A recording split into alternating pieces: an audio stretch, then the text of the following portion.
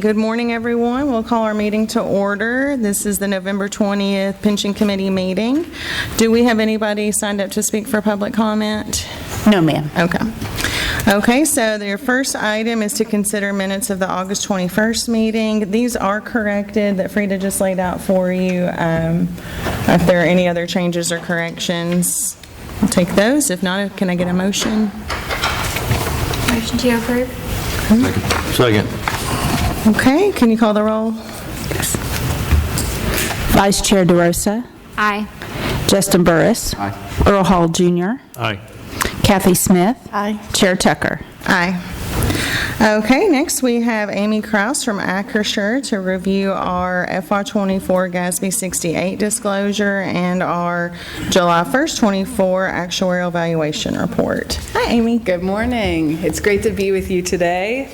My name's Amy Kraus, and it's been a pleasure working with the city on their pension plans. And so I wanted to take a minute.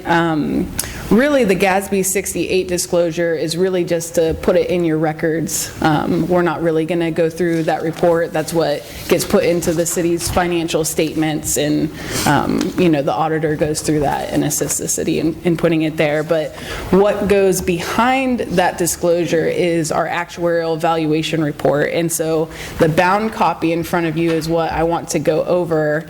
And at any time, if you have any questions, you can stop me along the way. I really want this to be beneficial for you and your understanding and answer your questions that you may have. So if you turn in that report a few pages to page number 5, this is our summary of key results. And what we do here is we put the prior valuation, which was July 1, 2023, and we compare it to your current valuation, July 1, 2024. In the actuarial world, when we do evaluation, it's a snapshot in time. Okay, so every year we take a snapshot of where the plan is and what happened during the year and how we can better look at what may be coming in the future, looking at trends, things like that. And so at these snapshots, this is what the numbers are comparing. And when we look at it, starting with the demographics of the plan. This plan was closed to anyone hired after June 30th, 2010. Okay, so 15 years almost has elapsed since then. And so you see your average age of your actives who are participating in the plan is 52 years, 52.6 years for the current valuation. And so that's as expected because we have an older grandfathered active group. Okay, so that's why that's higher. That doesn't mean that's your whole workforce. That's just who's participating in this particular plan. Along with that, you see average past service, 23 years, and then assumed average future service. So based on what we're assuming as far as how long people work, whether they terminate, become disabled, when they retire, for this group, we see on average about 8 more years before everybody becomes an inactive participant under the group. Okay? We also see on the inactives, we have just a couple statistics there. Their average age of those in pay is 70 years old, and then the average monthly benefit you see increase from $1,847 to $1,917. So there's always movement between valuation dates. You have some people, new retirees coming onto the plan, older retirees that may have passed away that influence that number. And then you see in the participant counts, just looking at the totals, overall 6 less participants from one year to the next. And we're going to kind of get into some more details of that as we go further in the report. But again, this is just kind of like a one-page highlight snapshot of it. When we look at the assets, so I'm going to jump down a little bit. When we look at the assets, we see that market value of assets, so what is actually in the bank invested, increased from $164 million to $179 million. So $15 million increase. But then you see that second number, the actuarial value of assets. And so what that is when we're measuring the plan's funded status, when we're looking at determining that minimum contribution that you're going to put into the plan each year, we use this actuarial value of assets, which is a smoothed asset value. So essentially, market goes up, down, up, down. It's very unpredictable. You can have big gains, big losses in a given year. And what the actuarial value of assets does is it takes those big increases, decreases, and it smooths it out. So in any year you have a gain or loss, you're going to recognize it over a period of 5 years. And again, we're going to look at that a little more back in the report, kind of illustrating how that works. But essentially, it's to prevent the city from seeing their contribution level jump up and down as the market value goes up and down. So on that smooth actuarial value of assets, you see an increase of $7 million from $174 million to a total of $181 million. So then jumping down, we see that overall total actuarial accrued liability increased from $216 million to $232 million. You can think of this number as what is needed in the bank today. So if your assets were equal to that accrued liability number, the plan would be fully funded. Okay? And then lastly on this highlights page, we have your actuarially determined contribution rate, and we do this as a percentage of payroll. And so you can see overall from the prior year 21.52% to the current year 24.8%. So the 24.8% is going to be effective July 1, 2025, so 1 year after it's determined. And that will apply to the payroll of any active participant still in the plan. Okay? Looking at page 6, some changes that were made from 1 year to the next. In July, I spoke to this committee on our assumption reviews and different recommendations that we had. So one of them being updating our mortality assumption. So basically, when we look at your plan, when we're doing this measurement of liability, we're trying to predict how long each of these individuals will live. How long will they collect a pension?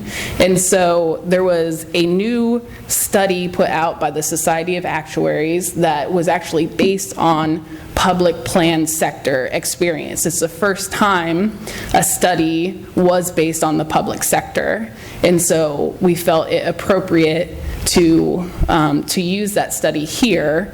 And it was also what the state-run plan uses as well, which you'd be a part of in that demographic area. Then we also made just some minor changes to payment form elections and things, but again, this is what we had discussed back in July with the committee.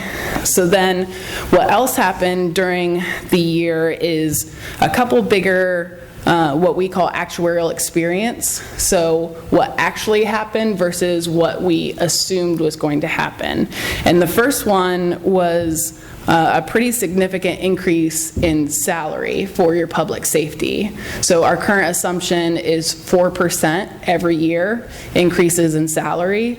And what we saw during this time period is actual increases were much more than that. And basically, it increased the liability $3 million more than otherwise expected. Okay? And then the second item of significance for experience was the investment returns. And I want to show you that later on in the report. So we have like some commentary here, but I think it'll make sense when we look at some numbers and look at some pictures with it. But those were the two kind of more significant experiences that we saw from one valuation to the next. So turning the page, we're going to look at some historical pieces of the plan. Okay, so on page 7, what we do is this is a graphical interpretation of market value of assets, again, assets in the bank, invested out there, you can see the actual numbers.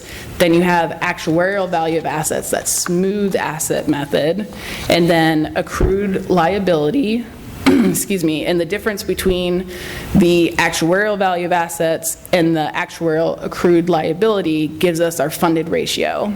So you can see how the funded ratio has trended over the years, and I want to focus on between the last 2 years. So July 1, 23 to July 1, 24, your funded ratio decreased from 81% funded to 78% funded. And so part of that was what I just mentioned, the pay increases, an additional $3 million on the liability side. But then if you kind of hold this page, we're going to jump to pages 17 and 18. I want to show you a little bit more how that smoothing method works in our assets. So on page 17, this is just a reconciliation of your assets. This is the audited reconciliation. So an independent auditor came in and categorized the different transactions that happened. And if you look at the very bottom, you see that for 2023, there was an investment gain of $1.2 million, and then in 2024, another investment gain of $6.3 million. And when you look at page 18, what we do with those gains is we're going to recognize them over time. So the $6.3 million gain, we're only recognizing 20% of it. 80% is going to be deferred and recognized over the next 4 years. Okay? And then if you look down at the plan year that ended 6/30/2022, that was a really hard year in the markets. So the plan had an investment loss of over $33 million. So that loss, we still have 40% of it yet to be recognized. So that's why on the smooth value of assets, although you had gains in the last 2 years, that loss is still being recognized and still pulling that value down. And that's why you see your funded percentage drop. Okay. Okay? So if you turn back now to page 8 in our historical outlook, I like looking at the chart here because, again, it emphasizes what the actuarial value of assets is trying to do, that smoothing method. And so that blue line in the chart is your returns for market value. You see it jumps up and down. But that brown line is your return on the smooth assets, and it's cutting right through. So it's trying to smooth it out, cut through it. So you can see pretty drastic what happened in the market in year 2021 and then 2022 fiscal years, but that actuarial value is smoothing it out. Amy, is there a recommendation of, or I don't know if there's a state law or anything that requires that our funding ratio be at or above a certain threshold? Are you aware of that? So I think you asked this last year, too. Yeah, I think so. I can't remember the answer, which is why I'm asking again. Yeah. In the Tennessee code, it would come into play if the state believes essentially that you're not managing the plan properly. So if you get below like 60% funded, something like that, then the state could come in and take over the plan, essentially make it come part of them and remove a lot of the control that the city currently has. Okay. So I can look back with what I had sent last year and resend that to you. I think there wasn't a set if this exact percentage they would come in. I think it's more they're looking at is there some risk and concern here where eventually they're going to have to take over, then they would take steps to take over. Amy, with that 40% yet to be recognized still over the next couple of years, I mean, would you anticipate that funding ratio is probably going to continue to go down unless we get quite a bit of gains, over the next years to offset that? Or do you have to anticipate kind of what it might look like? Yeah, that's a great question. So, page 17. So on page 18, there's still about $13 million to be recognized, and that's 40%, so half of that, so $6.5 million is going to draw down the assets again next year, and then another $6.5 the year after that. So it really depends on what's going to happen, in the current year. Are there gains that are going to help offset that? As well as the Some. number of people in the plan still and that sort of thing. The number of people in the plan doesn't impact the assets. It would just be the investment returns. And I know that this year, Chris and his team are going to be talking about what's going on in the market this year. So far has been a really great year. And so you could see when we look at this snapshot, again, next year, July 1, 2025 valuation report, there may be another gain that we're recognizing this year to help combat that. Thank you.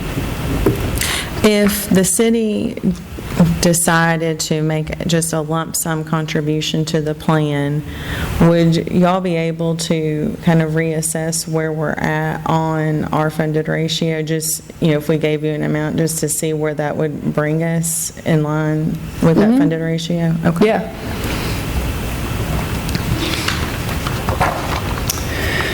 Okay, so if you then turn to page 9, this is a look at historical cash flows. So you have contributions coming into the plan of $6.9 million, benefit payments being paid out of the plan of $9.1 million, expenses just under $450,000 for net cash flows of a negative $2.6 million.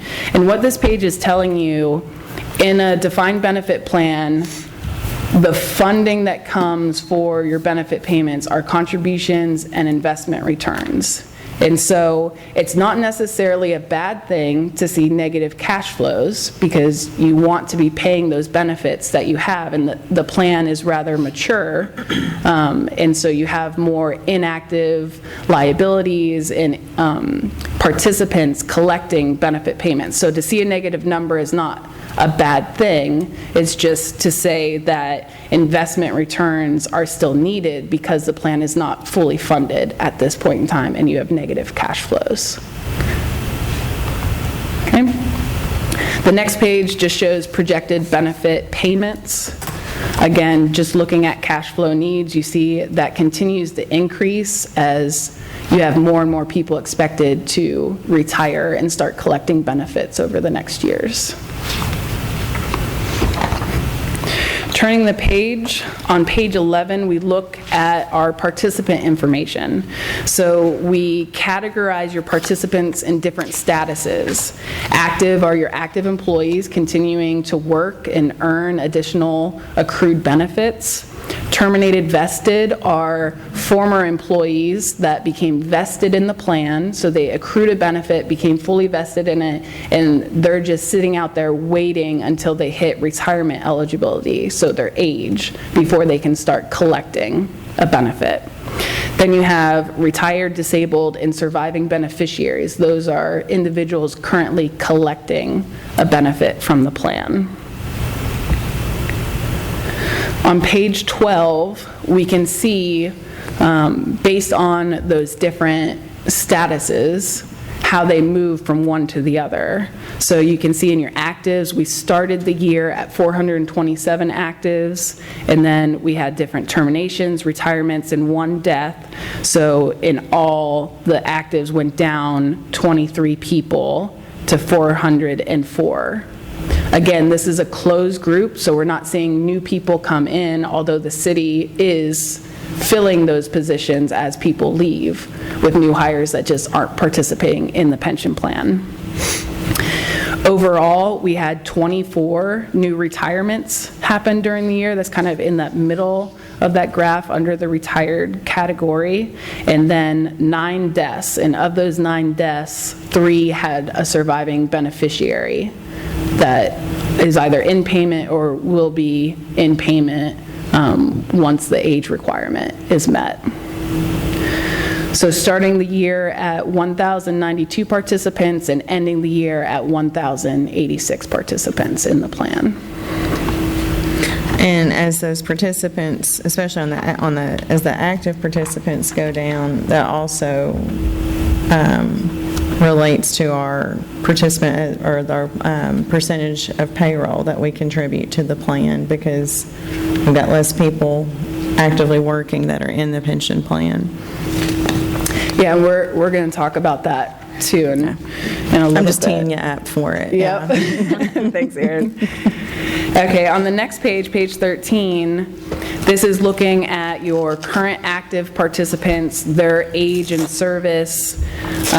So for non-public safety, your normal retirement age would be age 65 with 5 years of service, or age 55 if they have 30 years of service. And so there are quite a significant number of people who have reached retirement eligibility, yet they're continuing to work for the city.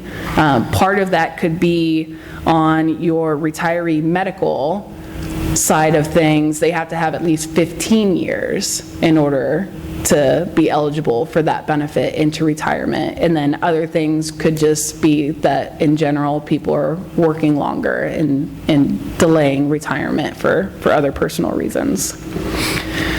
On page 14, we look at your inactive participants and we see what's the average benefit that they're accruing in this plan. What's the benefit that this plan is really offering them? So you can see of your retirees in payment, on average, just over $2,000 a month is their benefit. Your survivors is about $924, which makes sense. Typically, a survivor gets 50% of the retiree amount. And then the terminated vested. So again, these are individuals waiting to hit that eligibility, retirement eligibility age. So you see that their numbers are more on the younger ages in this graph. And so those are monthly benefit amounts waiting to come into payment. And it makes sense that they're less than your average retiree because they've cut their service short, and so they haven't accrued what others would accrue in a full employment here. Okay? Okay.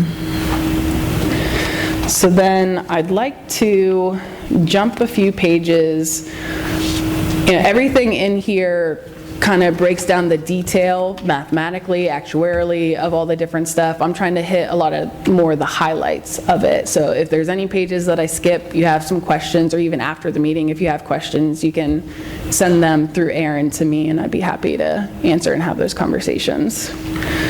But if you turn now to page 22, we're going to talk a little bit about this actuarially determined contribution. So this contribution is essentially, if you think of a credit card, okay, you have an outstanding balance because your liabilities are more than the assets that you have in the bank, okay? So there's an outstanding balance that you have to make minimum payments toward. And so that's going to be our amortization piece. So the amortization of unfunded actuarial accrued liability, that line, $4.8 million. So that's saying to pay off your outstanding balance to get the plan fully funded over the next 17 years, you'll have to make a payment of $4.8 million. Then on top of that, we have new charges coming onto our credit card. So normal cost is what your current active employees, because they're working another year of service, because they're expected to get an increase in their pay, all of that influences their retirement benefit. And so in order to pay for that additional accrual, you would have to put $3.1 million into the plan, okay, to maintain that full funded status for the new accrual. Essentially is what that's meaning. And then you have expenses that you pay out of the plan. So every year as you pay expenses, you have to reimburse the plan or put that back into the plan. So that's the 447. And then we do adjust for interest on it because those numbers would be the amount that you would have need to put in July 1, 2024. So we're already in November, and really this rate that we're going to put in place won't be effective until July 1, 2025. So there's a lag of time that occurs during it. Now, under the funding method that we have in place, we take those dollar amounts, so in total, $8.79 million. We take that amount, we divide it by the payroll of your actives who are participants in the plan to get a percentage of payroll. So at the very bottom, you see there's that 24.8%. So now, going forward, how the city funds it is they put this 24.8% into your payroll system, and every time payroll is run for this group, it sets aside that 24.8%, and that is contributed into the plan automatically.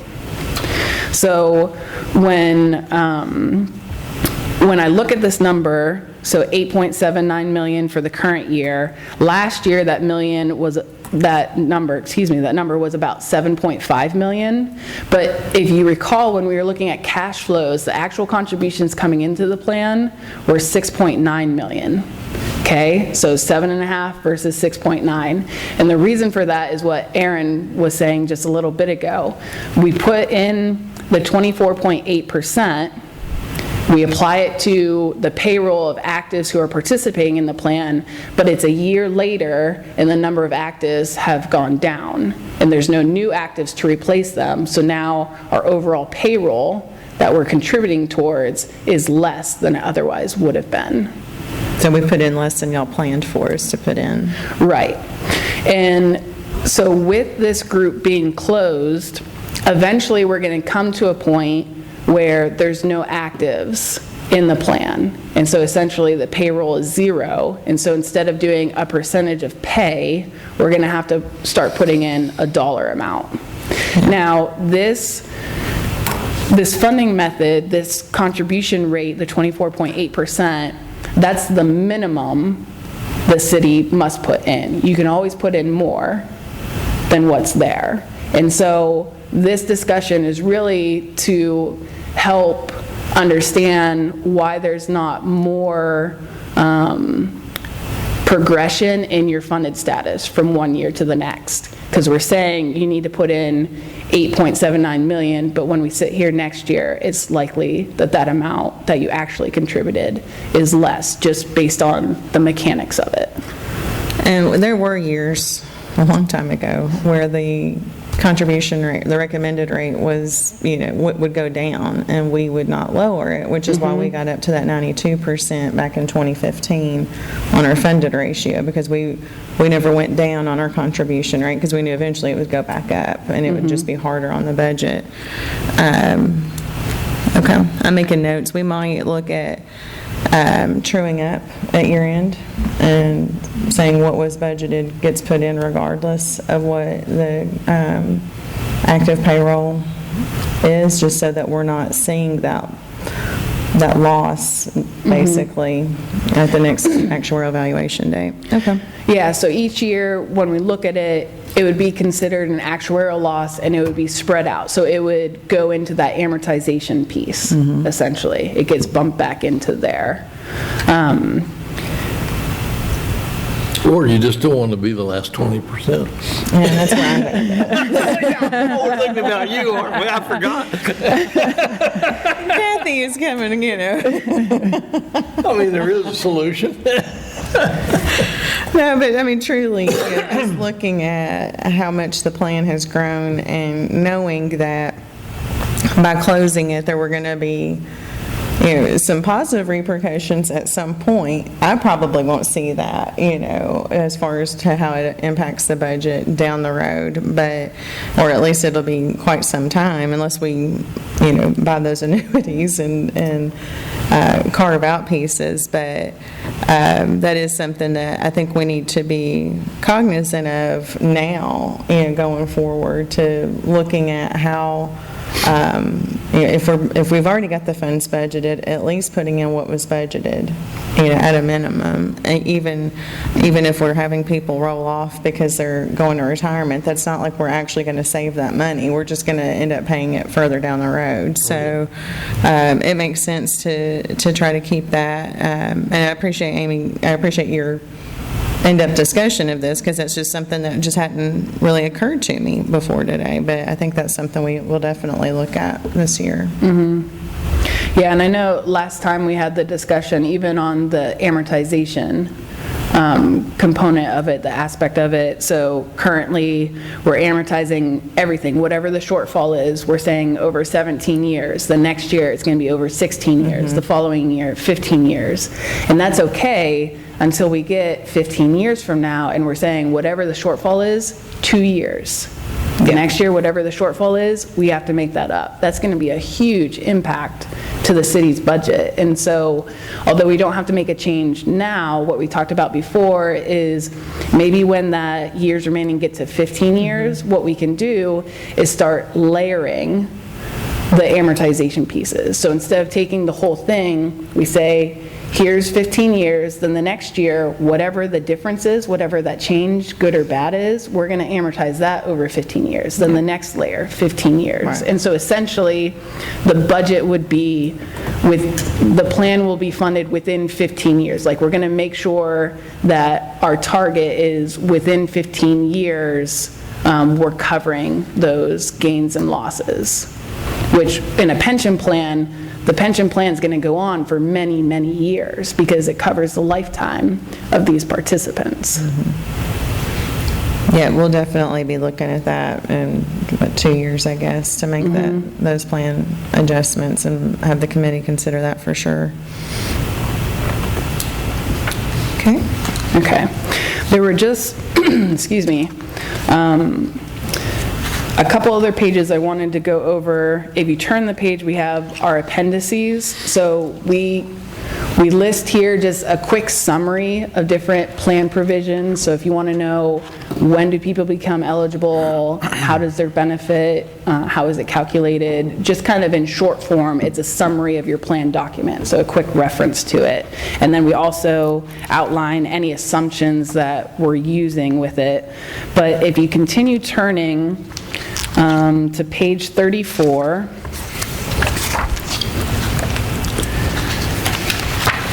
and leading up to this table, there's a lot of commentary about different types of risks that are inherent in these pension plans. But what I wanted to point out is in that table, when you look at accrued liability for those in payment versus the total, you see that at the valuation date, 43% of your liability lies within the inactive group.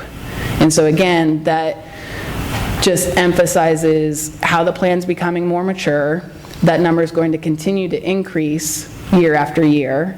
And then because the contribution that you're putting in today is dependent on your active group, this is showing the risk or the sensitivity in that. More and more the plan is based on inactives, and until we become fully funded, there's more pressure on that percentage of pay of your actives to make up the shortfall. And then turning to page 35, this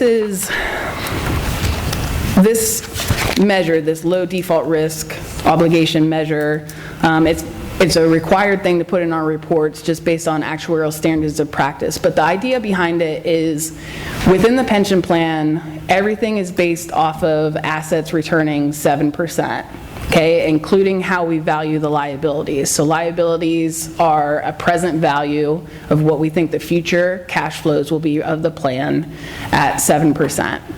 So if the plan doesn't return 7%, if you were to say, we don't want to be in equities, risky assets, anything like that, we want to be in like a risk-free type setting. So that would be more around 4% return. So what does that do? When you have a lower discount rate, your liability is going to go up because you're expecting to earn less on your investments going into the future. So you have to fund more, because remember, it's either contributions or investment returns. Those are the two things that fund your pension plan. And so under our actuarial assumptions, funding assumptions, the 7%, the plan's funded ratio is currently 78% funded. But if we were to look at it based on that low default risk measure, 4%, the plan would be 54% funded. And this, what you're doing, valuing it at 7% is permissible, and it makes sense because you have investments out there that are achieving and trying to achieve that 7% return. You know, the pension is a very long-term investment. So yes, we're going to see highs and lows, but overall, our target in the long run is that 7%. And by including this here, and you know, part of the reason why I wanted to talk a little bit more about it with you today is when you have the community, when you have participants looking at your plan, and maybe in, 10 years from now, the plan's fully funded. Like, what's the big deal? Why are we still putting so much money into it? Why are we looking at different things with it? It's fully funded based on assumptions in the future. And so this is kind of getting at the heart of that, and why I bring it to your attention today. So not to say you're only 54% funded. What you're doing is in line, it is appropriate with where the assets of the fund are invested, but just to kind of give you an idea of what that might look like under other circumstances. Okay. So are there any questions on the report? I know I took a little bit more time. It was a newer report, and I wanted to make sure I hit a lot of the different things in case you had questions on them. But again, if you have questions afterwards, feel free to reach out to Aaron, who can reach out to me directly, and I'd love to have that discussion. And Aaron, I didn't know if you wanted me to talk about it now, the annuity conversation? I think it'd be great if you have the time to just quickly kind of go over that. Sure. We spoke to Amy a couple months ago about looking at what it would look like for the plan if we went ahead and purchased annuities for our existing retirees that are drawing pension benefits, because we're in a good, we were at the time, I don't know if we still are, we were in a good, interest rate market for that purchase. But yeah, so this came out of the conversation where somebody, I'm not sure who it was, had made a comment that, when there's no more actives in the plan, we may look to terminate the plan, to settle all the obligation, get it off the city's books, no longer have that long-term obligation liability with all the risk that's inherent to it. And so I brought up the option of, you don't have to wait. It doesn't have to be all or nothing when you look at annuity purchases. So you can go out to the market to an insurer and you pay a premium amount, and the insurer will take over the obligation. So if we go with our inactives that are currently in payment, they would say, okay, John Doe is receiving $1,000 a month for his lifetime, and then Jane Doe, his wife, will receive 50% once he passes away for her lifetime. They will match that. So the retiree, from their perspective, the check is just coming from somebody else. But what they've been promised, what payments they receive, will be the same as if it was coming from the city, if they continued in the plan. And so with that, there's a risk premium that the city would pay in order to remove those obligations, remove that future risk from their plan, and have an insurer take it over. And there's a whole process. We went through this with the MED plan. Yep. When it was terminated. There's a whole process to make sure the insurer is a reputable insurer. You're not just taking, the lowest price out there. You want to make sure that where you're placing these are not in threat of, defaulting on them, that sort of thing. But in our pension funding rules, we just talked about how if we are funding the benefits assuming 7% returns because we have long-term investment strategy. When you go out to market for annuity purchases, they want to do that low default risk, okay, that 4.5%, I think it's around that today. So there's about $100 million of liability in our funding report for those in payment. The difference between the 7% to the 4.5%, so 2.5% difference in interest rate, is going to have around a 25% cost to it. So your $100 million in your liability in the plan is going to translate to $125 million cost purchase to remove them from the plan. Again, that 25% is your risk premium, because the city is no longer going to carry that future risk of what may or may not happen in investments, in how long individuals are living, those types of things. The insurer is then going to carry it. So if we were to do the whole inactive group, $125 million payable from plan assets, you can use plan assets to do it, but that means we're going to make our shortfall, that unfunded liability, it's going to increase, which then translates to a new amortization payment.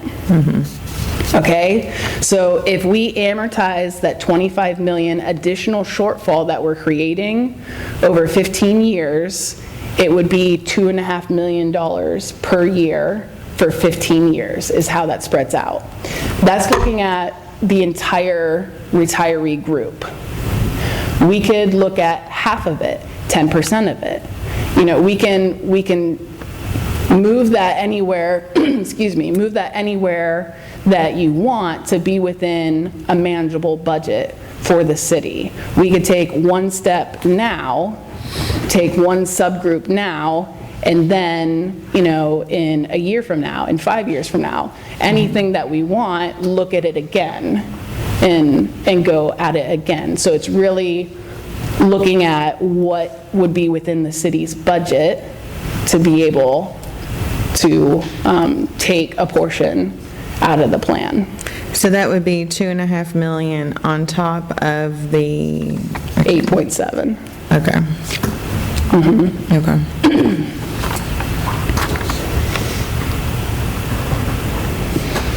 All right.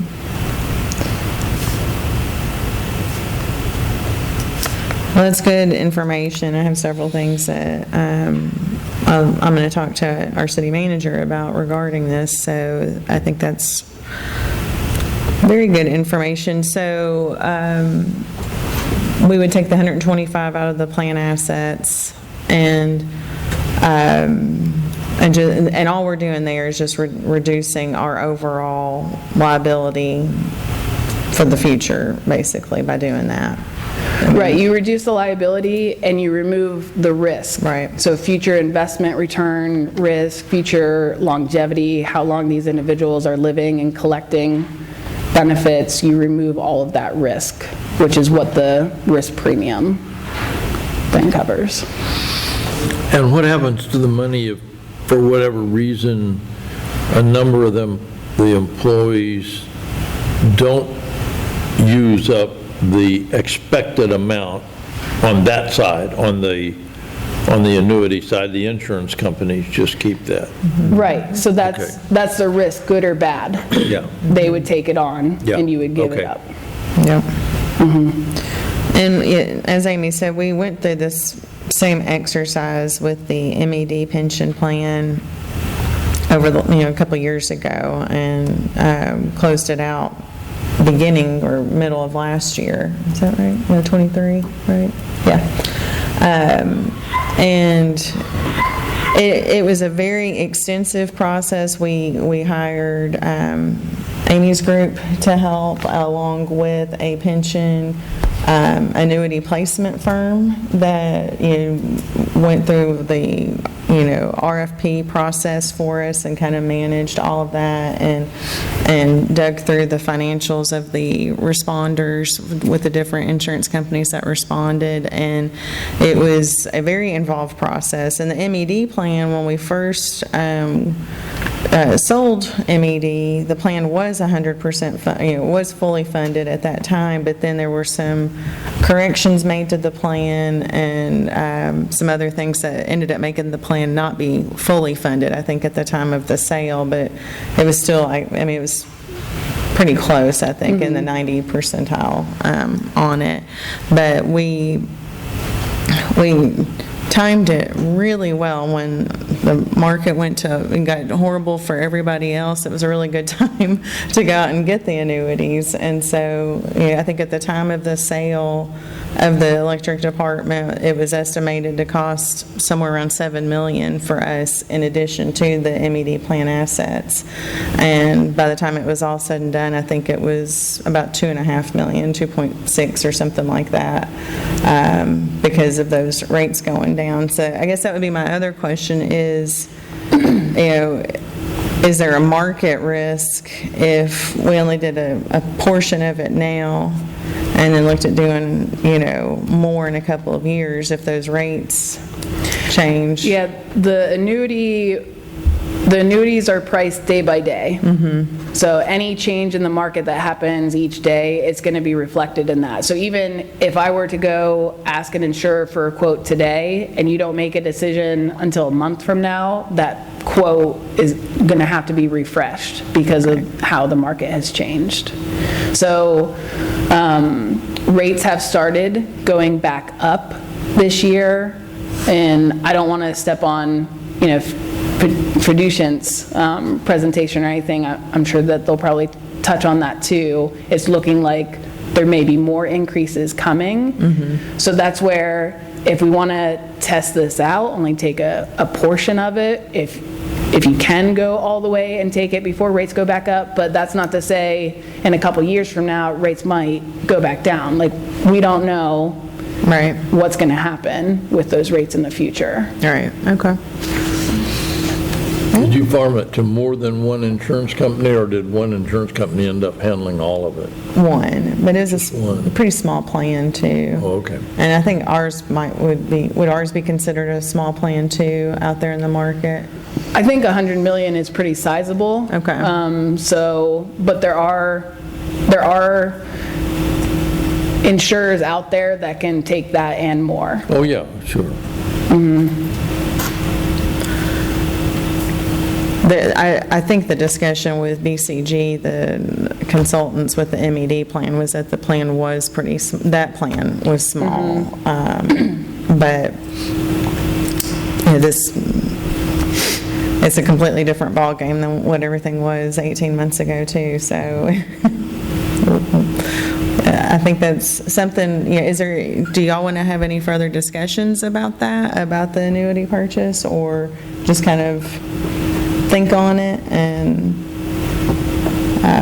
we have not heard, I will say we've not heard any complaints that I'm aware of from the MED plan participants about that transition to the annuities. So as Amy said, it's a safe thing, and the participants don't see any difference. It's a different payer on the check. So, And it absolutely gives them a guarantee. yeah. And I think that's something that is expected of this plan at some point, which is what came up in that conversation about doing it, 20 years down the road or something for everybody. But, as Amy said, if we want to piece it out, I think it's something worth looking at. A $2.5 million add to our budget isn't anything to sneeze at either, though. So that would be something that for us to, on the management side, and for city council to strongly, weigh whether or not that's something they want to deal with, or, as Amy suggested, maybe doing half or something like that. Okay. All right, Thank you very you. much, Amy. It's great information.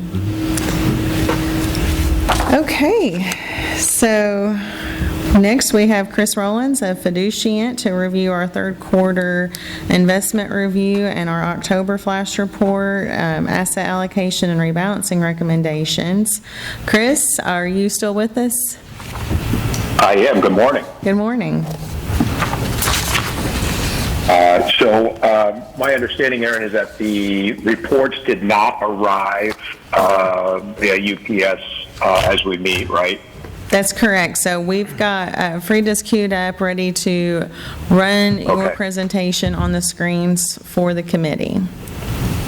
Okay, great. So, good morning, everybody. I will walk through the third quarter investment review. I will update the committee with our October flash. So, in between our full quarter reporting, we provide monthly updates, and then I will provide an update in November on some portfolio activity that took place. The third quarter report, maybe I will jump to page 13. The title of that slide is Financial Markets Performance, and provide an overview of capital markets, which will dovetail to overall investment performance for the portfolio during the period. As Amy noted, we came off a really strong fiscal year ending June 30th, where the planned return around 11%. That represents an actuarial gain. So the third quarter represents the first quarter of the new fiscal year, and we got off to a really strong start. Focusing in on fixed income, central bank policies around the globe served as a nice tailwind for the fixed income market. So here in the U.S., the Fed embarked on a 50 basis point rate cut in September. So rates did trend lower during that period. You can see the Bloomberg U.S. Aggregate Bond Index. So when rates come down, right, there's an inverse relationship. Bond prices increase. So the AG, which is the barometer of the U.S. bond market, was up a solid 5.2% for the quarter and up 4.4% year to date. And then just below that, you'll see high yield. So high yield are non-investment grade bonds. You get a higher coupon, a higher yield year to date. High yield bonds are up about 8%. So in general, the lower interest rate environment as rates trended lower produced some really attractive returns for fixed income, and the portfolio benefited accordingly. With respect to global equities, as we descend down the page here, we did get solid results for the quarter, but we saw a rotation away from sort of the mega tech AI-focused names to other areas of the economy, other sectors that benefited from rate cuts, more cyclical names like financials and utilities, as an example. So nevertheless, the S&P was up 5.9%, improved its performance to 22.1% year to date. And then you see a little weakness with the NASDAQ composite. So that's tech-heavy. Was up about 2.8%. And just above that, you can see the Dow, which is more cyclically sensitive, was up about 8.7%, and year-to-date around 14%. But the Dow, kind of notably trailing the S&P and the NASDAQ during the year-to-date and one-year period. As you descend down the page in capitalizations, we have mid-cap and small-cap represented in our portfolio. Given attractive valuations in small cap, I mentioned over maybe the last 12 months, 18 months, large cap have certainly been in vogue, led by a select number of big tech stocks. Small caps rally pretty nicely, right? So when interest rates come down, these are companies that rely on more traditional lending methods, right, versus the large caps that can go to the capital markets. So as rates came down, you can see the Russell Small Cap 2000 Index was up 9.3% for the quarter, as an example. So we did get a little bit of outperformance from small cap relative to large cap during the quarter. However, for the year, large cap continues to have a slight return advantage. And then outside the U.S. borders, international markets were higher, right? So the European Central Bank also cut rates. Bank of England cut rates, so we got more accommodative policies, given a little bit of sluggish growth in the Eurozone. So the MSCI EFA, which represents developed markets, think along the lines of the Eurozone and Japan, was up 7.3%. So we did have a weaker dollar as interest rates came down. The U.S. dollar weakened about 5%. And then emerging markets were led by a strong rally in China towards the end of September. That market was up about 19%, given some of the announced stimulus package in a sluggish economy following COVID. So emerging markets were up about 8.7% for the quarter, and year-to-date emerging markets up about 17%, outperforming developed. So when you think of, developed international markets, you're looking at more traditional sectors like industrials and financials have a bigger weight within those indices. When you look at emerging markets, now you've got a little bit more of a semiconductor commodity weight to it, and given sort of the pent-up demand for components related to tech and AI, emerging markets have had a return advantage over developed markets. And then just below that, you'll see kind of the alternatives around REITs. REITs had a really strong quarter. We're up 16.1%. So this portfolio does have a allocation to REITs. So given the really sharp increase in interest rates and what we've seen is a little bit more stability in the commercial real estate market, REITs were up 16% for the quarter. And then real assets were up 9%, and then commodities were up about 70 basis points, up about 5.9% on a year-to-date basis. So a really solid quarter overall. I kind of call it a Goldilocks scenario where everything kind of worked during that period. We got solid returns from fixed income and global equities. In terms of the next page, portfolio review on page 15, here is an illustration of the portfolio's asset allocation as of September 30th. So we had roughly at the time about 35% allocated to core fixed income. Our long-term target is 44%. We're slowly getting to our long-term target through a judicious approach. We've done a couple of tranches earlier in the year. Most recently, we did another tranche in November. So we're looking at capital markets. We're looking at equity valuations, level of interest rates, where we do make a decision to, judiciously move closer to our long-term target. And then you can see how we're allocated within that fixed income sleeve. We've got a handful of fixed income managers, Pinnacle and Baird, represented a majority of the portfolio, kind of given their overall investment objective. TCW and Western, smaller allocations. I will add at this time, Western came out of the portfolio in November. I'll talk about that in a moment. And then domestic equity and international, accordingly, our target at 29 and 17% across domestic equity and international, and then about 15 or 16% in real assets across several strategies along the lines of REITs, and then natural resource equities as well at roughly 5%. So this portfolio really is designed, the diversification that it provides not only within fixed income but across global equities and real assets is to, kind of hit that bogey of 7%. That's the portfolio's discount rate or the plan's discount rate. So we want a somewhat high probability of achieving that bogey, over the long term. And so we run this modeling effort each year, sort of an asset allocation scenario using our most recent capital market assumptions to kind of reassure ourselves that this allocation, has that high probability of achieving that 7% target. On page 16 is investment performance. So as I mentioned, we got off to a strong start for the new fiscal year. So in the third quarter, portfolio net returned 6.6%.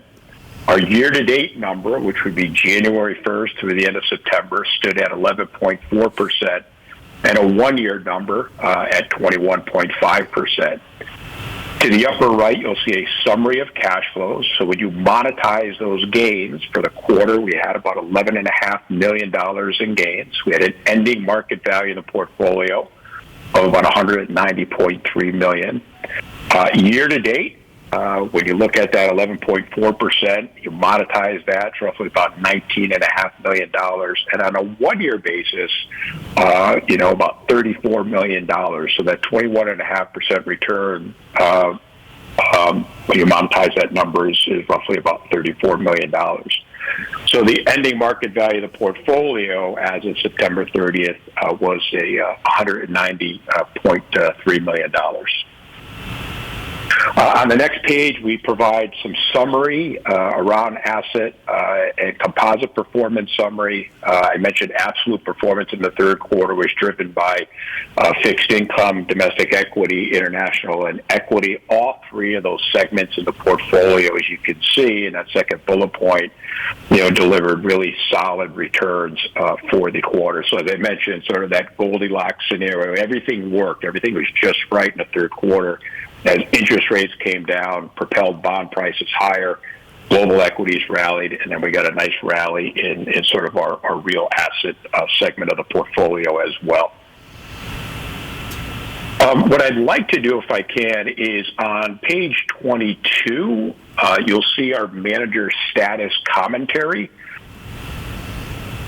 And with the exception of two strategies in the portfolio, all the managers that we have in the portfolio are assigned an action item of maintain. And that is driven by both quantitative and qualitative due diligence, factors in your investment policy statement. And then you'll see two funds that we have in the portfolio, TCW and Western, which were downgraded to terminate status. And then there's a little bit of commentary as to why we downgraded those strategies. Initially on watch, ultimately to terminate. Both organizations are going through significant changes with the departure of key personnel.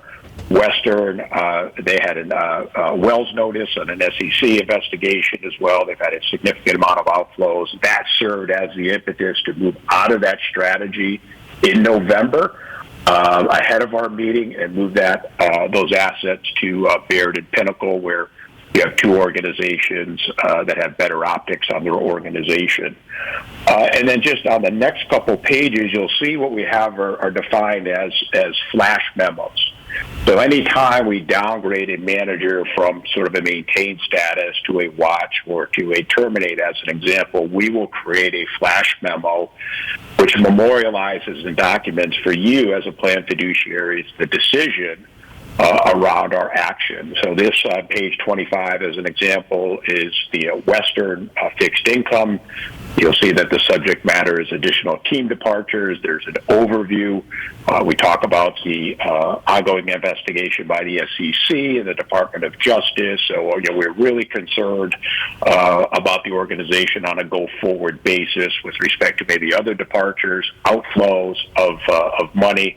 That ultimately results in maybe lower compensation for individuals at the organization. So we felt that there was a lot of disruption. Now, what I will add, if I can turn your attention to page 27, is that investment performance has remained intact for these two strategies. So, you have to look at it along the lens of qualitative aspect in terms of the investment results have been pretty solid and not impacted. But that's kind of like driving the car by looking in the rearview mirror. We think there's just a lot of disruption at this organization on a go-forward basis, being within a public fund setting. Obviously, you are subject to Freedom of Information Act. You're subject to inquiries by the press and taxpayers. We just think the optics on having two organizations with so much going on is not a good look.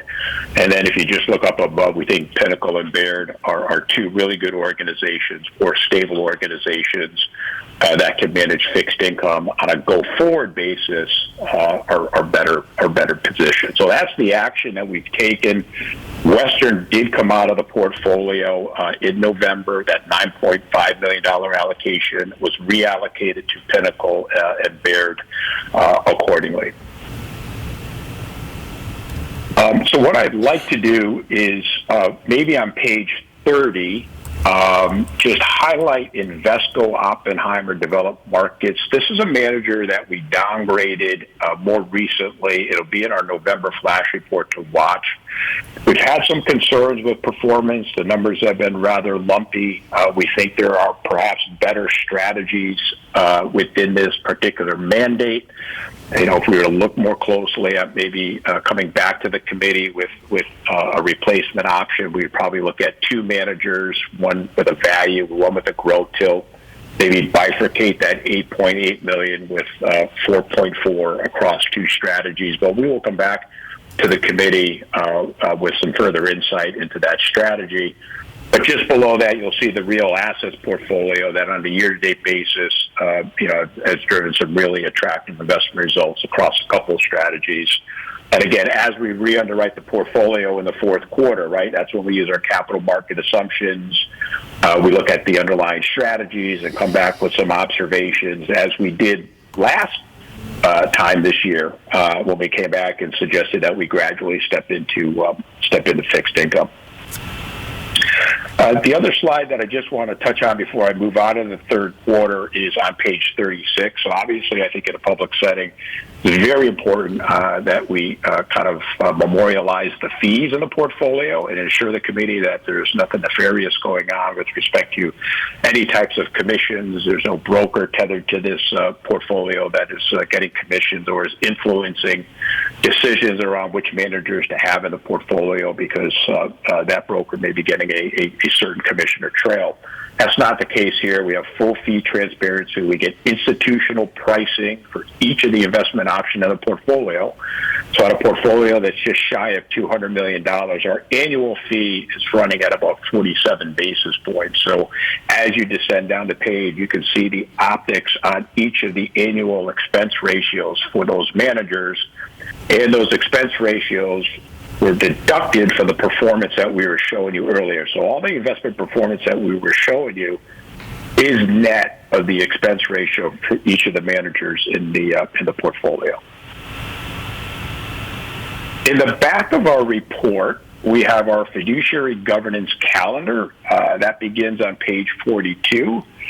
And I'll leave this as kind of a takeaway for the committee, but as you know, each quarter we focus on a particular topic outside of the investment review, right? So we look at the first quarter as an example around fiduciary trading. So we do get asked from stewards overseeing public fund assets, what are our fiduciary responsibilities? We're not governed by ERISA, but we do know that there are state statutes. Tennessee has one in terms of the Prudent Investor Act, where you are responsible and have to have prudence and duty of loyalty. So we kind of go into, what should we be considering throughout the year and helping you carry out those responsibilities as fiduciaries overseeing these assets. The second quarter kind of focuses a little bit on liquidity profile. For some plans that have a big sleeve and alternatives, they really need to understand what portion of the portfolio is readily liquid, and then what is the time frame for those monies that are locked up in private equity or private real estate.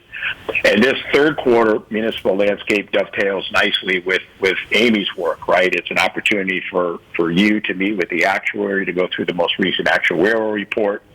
We provide an overview on the municipal landscape, right? So we work with over 200 plans, and then we look at other outside studies. And along those lines, there's some detail in this report. And what I will tell the committee is that when Amy went through underfunded status as of the most recent fiscal year of around 78%, that's pretty much in line with what we're seeing across public plans. And so I wanted to reassure the committee that, your plan does not stand out one way or the other, that, 78%, 79% is pretty common when we canvass other plans in the public space. And then your discount rate, your investment return assumption, 7%.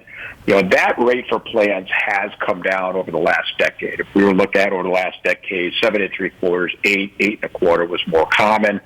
Now it's more common to see 7%, 6 3/4, 6 1/2 as a discount rate. So your 7% really is pretty much in line with other public plans that we see in the marketplace.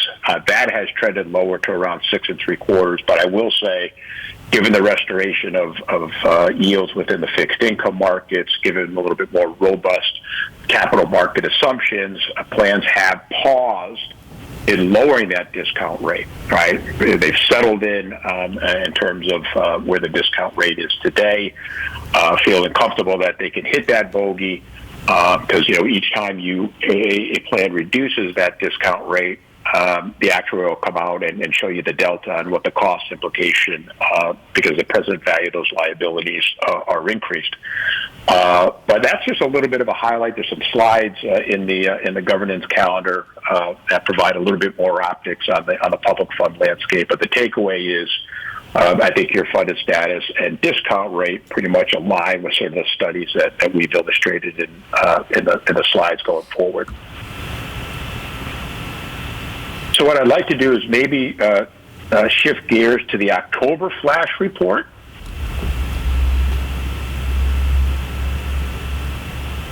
Okay, we've got that pulled up. Great, thank you, Erin. So I will turn to page 6. You can see capital market performance for the month of October. So where I mentioned that rates had come down, 10-year had come down to about 381. We saw interest rates move higher during the month. Interest rates had spiked up, and kind of the strong economic fundamentals that we are seeing, this positive economic environment, has really quieted expectations about the size and the speed of future interest rate cuts by the Fed. So interest rates did move up. You can see that the barometer for the fixed income market, was down about 2.5%.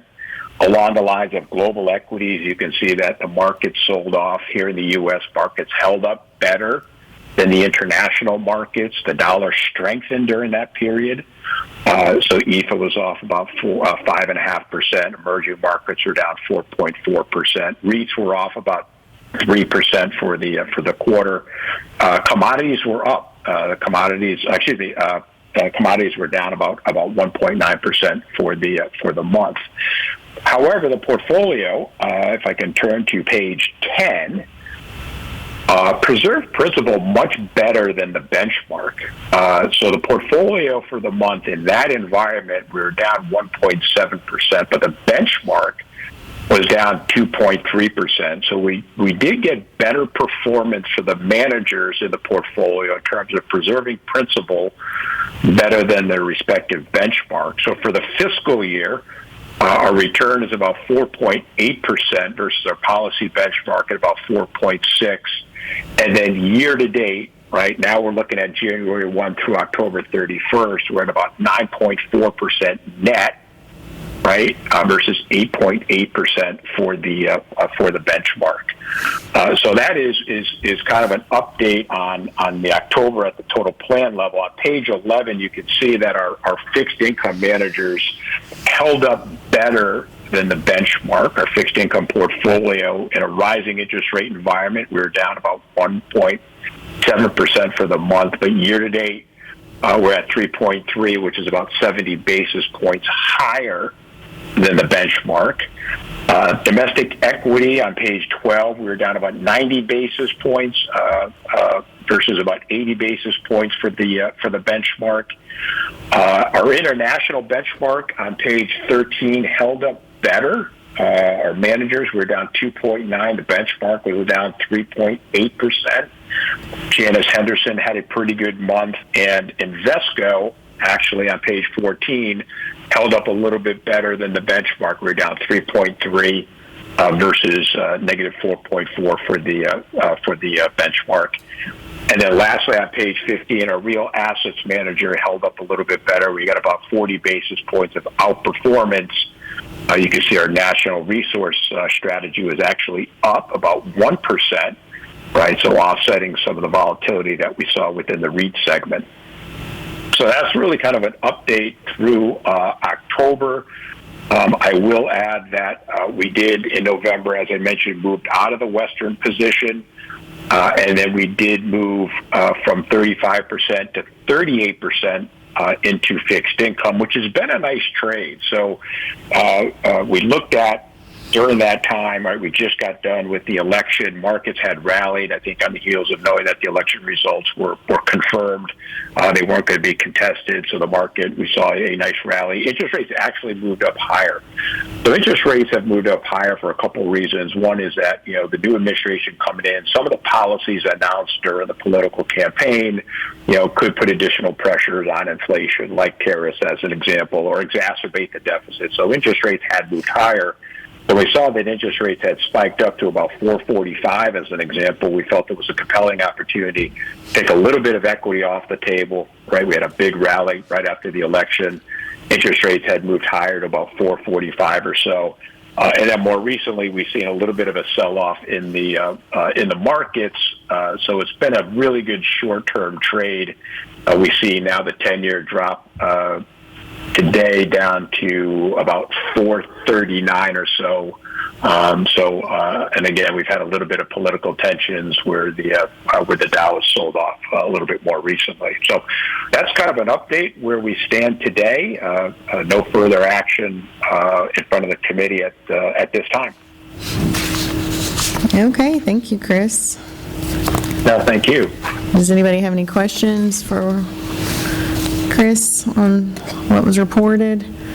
I like the September numbers better myself, but I know you can't control that. If we could have just stopped right there and told Amy, reassess with those numbers, I think that would have been really great. Okay, well, does anybody have any other business for the committee? All right, seeing none, we will adjourn. Thank you all. Thank you for coming.